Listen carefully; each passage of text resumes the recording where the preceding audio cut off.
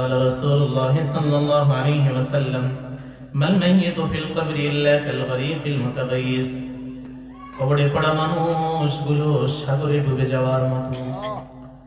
সাগরের ভিতরে জাহাজ ডুবে যখন যায়, জাহাজ যখন সাগরে ডুবে যায়, মানুষগুলো ছটফট করতে থাকে।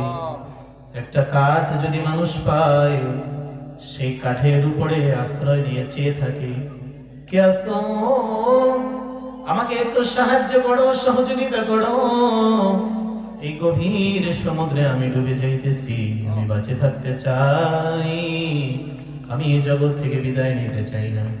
কি বলেন, ঠিক কিনা? এজন্য হাজিরিন, আমাকে যদি জিজ্ঞাসা করেন, একটা মানুষের নিজাম, মানুষের একটা শৃঙ্খলা, মানুষ দুনিয়া থেকে বিদায় হতে চায় না। পয়গম্বর আদম আলাইহিস সালামের কাছে যখন আজরাইল এসেছে, আদম